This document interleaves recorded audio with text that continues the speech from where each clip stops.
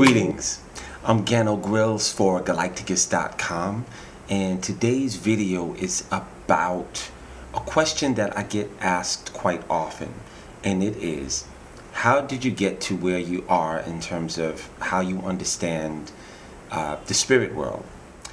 Enlightenment, illumination, expansion, acceleration, quickening, the quickening, if you will. All of these things are bullet points in the overall picture of your development in waking up out of this illusion that we call life. It wasn't just one event that put me on the path of enlightenment.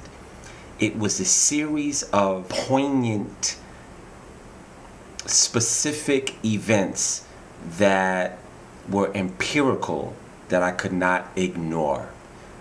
The universe, whenever you hear me talk about the universe or say the universe, I want you to realize that it is a euphemism for something much greater. But I use universe to encapsulate the totality of the cosmology of beings that are in the universe, that control the universe, that have jobs and functions. It is also called the spiritual government. Everything that happens on earth is really a hermetic law, which is as above, so below, as within, so without. Everything that we do on earth in terms of governance, priest class, monarchies, hierarchies, are all patterned after different agencies that exist in the cosmos or in the universe. So whenever I say the universe, I am referring to what's going on outside of our frame of reference, beyond the spiritual veil, the existence that we are not privy to interface with on a conscious level, because we have to grow to that point. So one of the things that was very, very specific for me, and it was pivotal, was developing a relationship with the gemstone kingdom. If you listen to Delbert Blair, he says that Alpha and Omega gave the order to build this planet. Alpha and Omega, as some say, is known to be Mother, Father, God, and they reside in the Sirius region, Sirius A, B, and C. But that's not what this video is about. When I started working with gemstones, it marked a very major chapter in my growth. One day I came across the Moldavite stone, and I went to 14th Street in Union Square in New York City, and I went to Angel, who is a gemstone dealer on 14th Street. I bought the Moldavite. Angel wrapped it up for me, and he put it on a string, and I put it around my neck, and I put it there, and I stood in front of the table for a minute, and all of a sudden I felt woo, woo, woo. I said, whoa, what is this? And he said that the Moldavite was aligning my chakras, which are the energy wheels of the 7 major organs in your body. So I actually felt this sensation of my chakras aligning, and it was almost like, it was very, very wavy down my central line. And I stood there for a minute, and it was the first time that I ever felt anything remotely close. Prior to that point, I felt like I was pretty dense, and I didn't feel a lot of the subtleties and the nuances that most people are able to feel whenever they place their hand over a stone, or they have a certain feeling when they deal with the stone, that I didn't have that level of sensitivity. So I put the stone on, and that began a very, very interesting journey. The very next day, I found out about the New Life Expo that was happening in New York City at the New Yorker Hotel. And I went to the New Life Expo, and I went to a talk. And in that talk, there was a lady there, I believe her name was Judy Satoro. She was talking about Saint Germain, who I hadn't heard about, I don't believe, on a conscious level. But she talked about different ways to make your consciousness more ready to receive. And this was prior to 2012, all right? So at that time, everyone was really preoccupied with the Mayan prophecy, and it's going to be the end of the world as you know it, and everyone was really, really afraid.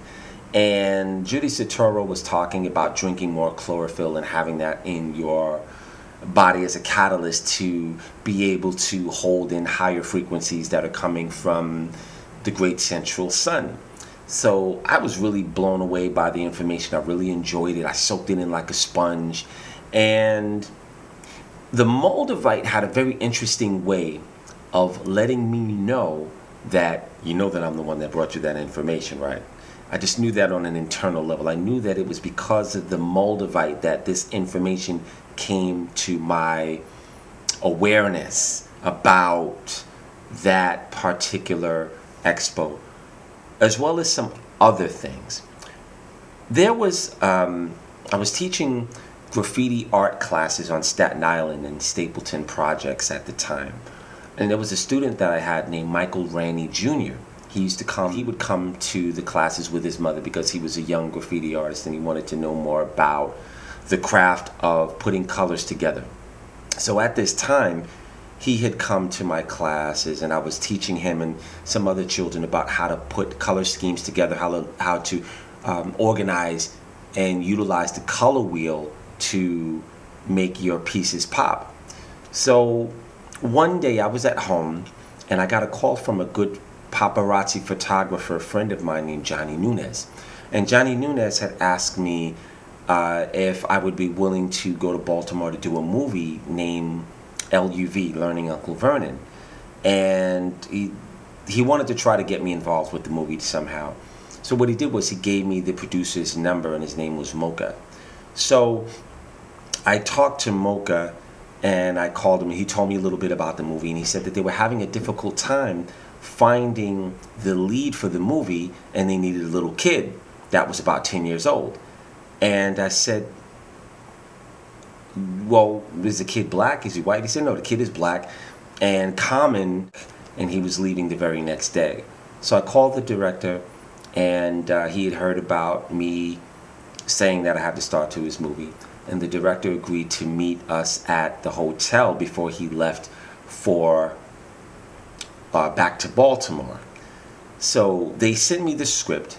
I got with Mike. I spoke to his mother, and I said, listen, I know that Mike is going to be perfect for this movie, and I want him to meet with the director tomorrow. Do you mind if I take him?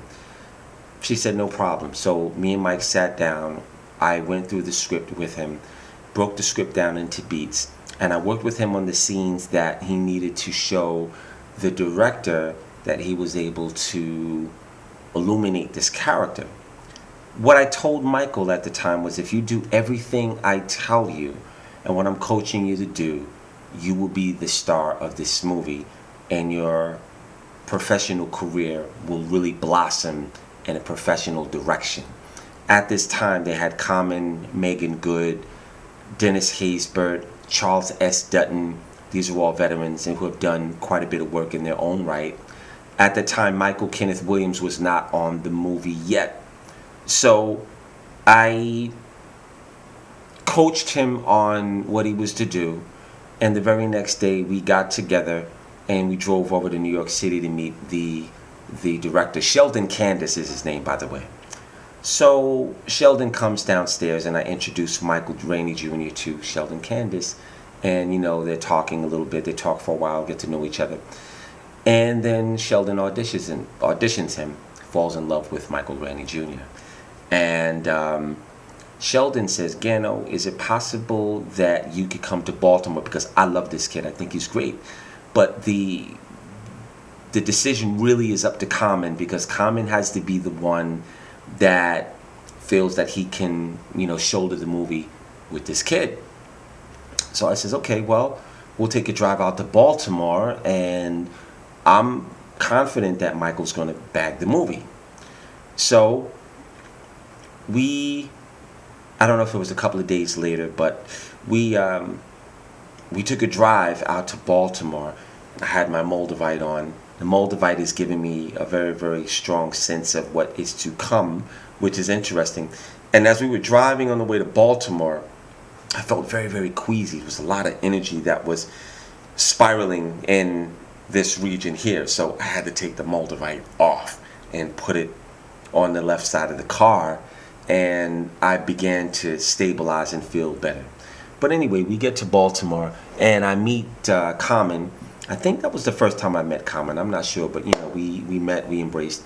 And I introduced Common to Michael Rainey Jr. They hit it off right away. We went to a Baltimore fish market, very world famous fish market they have the best crab cakes. It was really, really cool. I actually filmed them walking around and they were getting to know each other. So Common agreed that Mike Rainey Jr. would be perfect for the lead in this movie, and that's how that happened. Is the lead of the movie, and it really is someone that needs to really match well with Common's energy. So I thought about it for a minute and I said, I have the star to your movie. So he kept on talking as if he didn't hear me, and I said, did you hear what I said? I have the star to your movie. So he says, oh, okay. I said, I'll go you one better. When we hang up the phone, I'll text you a picture of one of my students who is an actor. He just came from doing a film sometime last year. He's a great kid, a sweet kid, and I know he's going to be the star to your movie. Don't ask me how I knew. So we got off the phone. I took a picture that I had of my students, because I used to take pictures of me teaching the class and things like that. I sent him a picture and he called me back right away and he said, Gano, I'm very interested in having the director meet this kid. So I said, okay, well, have the director call me and let's see what we can do. They chopped it up for a little while, and Common gave me back the phone, and Mike said, Gano, on the strength of you, because you asked me, I'm going to do this movie because, I love you. And I said, great. So I brought 2 mics to the film, and the rest is history. But my point is, Moldavite marked that chapter, the beginning chapter of what happened with that film. Moldavite is a great stone, but it's not indigenous to this planet. It wasn't built into Mother Earth like all the other gemstones. It's the only gemstone that I know. It's not even a gemstone. It's an asteroid. Doesn't come from here. It entered in onto this earthly plane. They say 14.5 million years ago, somewhere in Russia. I don't really know the exact time that it came here, but what I do know is that it is a very powerful tool for giving yourself the quantum leaps that you need in your spiritual development, as well as really harnessing other faculties of what is in your destiny to obtain. Think about that for a moment. The things that are in your destiny to have is really similar to a book. And if you take a book, let's say this is a book, right? Everything in this book is already written. By the time you turn to any particular page, that information has already been recorded and put there. You are just catching up to it. So if you look at your destiny like a book that has already been written, you have the autonomy to skip to any chapter or page within that book, but it's already written. And if you decide to realize the whole book and read the whole book, that is analogous to you having a very exciting, fulfilling life. But when you skip over certain pages and you don't follow the order of the pattern of the book, things are very extemporaneous. There are highs and lows, and life might not be as opulent as it possibly could be. So that's a metaphor that you could use to follow the pages that are in your personal book. Moldavite is a great tool to have because Moldavite as an actuator will really bring you some dynamite information, and it will guide you onto what the main ventricality of your life purpose is. There are a lot of people who are walking around and they don't know what their mission is here on earth. And to me, that's a crime. Everyone should know why they're here on earth. Some children are very young. They know that they want to be a doctor at age 4. Some people know that they want to be a dancer very early in life. But there are people, unfortunately, who don't know what they want to do, what they're here to do, and what their mission is. Moldavite is a great tool to give you that information and to help guide you on to what the highway of your mission, the mission of your life is. It's a great tool to guide you onto the highway of what the mission of your life is. Is also something that I remember I came across an initiatic named Ayahuasca. Moldavite brought me to the awareness about Ayahuasca, and I found out everything that I could about that. Very good friend of mine named Ama Nkwa. Hello, Ama. We've been friends since 1988. I actually call her my sister. She started taking ayahuasca quite frequently in San Francisco. She would always report back to me the magical, wonderful experiences that she was having with ayahuasca. And I thought it was really far out, and I had no desire to participate in those initiations. Lo and behold, one day she said that Gano, ayahuasca is asking for you. And she said that you will be sitting at her feet. And I said, yeah, right. Lo and behold, one day, this was months later, we talked about a very specific ceremony that she was in, and she told me that she spoke to God, and God had said, tell Gano that I love him, and a few different other things that I thought was really far out. This is quite a bit of time before I had really got to the last leg of where I'm at now in about 2010. So when she told me that ayahuasca was calling for me, I had no idea that I would eventually one day meet her. But fate is very interesting.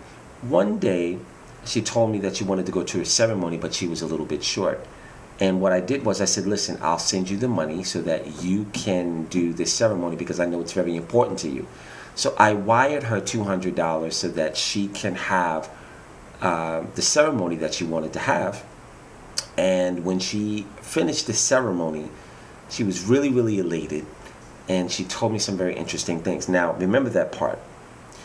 One day, a friend of mine named Lisa Jessie Peterson had asked me to perform at Brooklyn Academy of Music, a piece that she had worked on for a while, and I said, why not? Because we were all Susan Batsonites, and we all worked together with Susan Batson at Black Nexus as actors years ago. So I went to Brooklyn Academy of Music. Now, the funny thing is, I really didn't want to go because I didn't feel good, but I didn't want to let Lisa down. So I reluctantly dragged myself down to Brooklyn Academy of Music. It was freezing cold that night. I did not feel at my best. I must have been about 40% of my 100%. And we went to the dressing room, and she had her band there, and we rehearsed 1 or 2 times. And Brooklyn Academy of Music was jam-packed that night. And I went and I performed the piece. I had to read a letter, and the band was playing behind me. It was really cool. But I didn't really want to stick around after that. So I went back to the dressing room, and I got my things, and I got ready to leave. And as I was walking out to of my other friends were walking in. Now, mind you, there were hundreds and hundreds of people in Brooklyn Academy of Music. Lisa had just finished her performance, and the odds of me running directly into Sonia Sohn and Michael Kenneth Williams are in the hundreds, I'm sure. So we walk right into each other. Mike, you know, very, very dear friend of mine, gave him a hug, saw Sonia.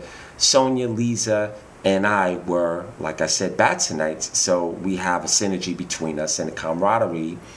And I was really glad to see Sonia because I hadn't seen Sonia in some time.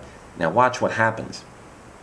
I was on my way out, but because I saw them, I perked up a little bit. I had a little more energy, and I decided to hang out with them for a little bit. They were on their way up to Lisa Jesse's Peterson's room. They're going to go up and hang out a little bit. So as we were walking to the elevator, it just came out of my mouth. I was talking to Sonia. I said, Sonia, what do you know about ayahuasca?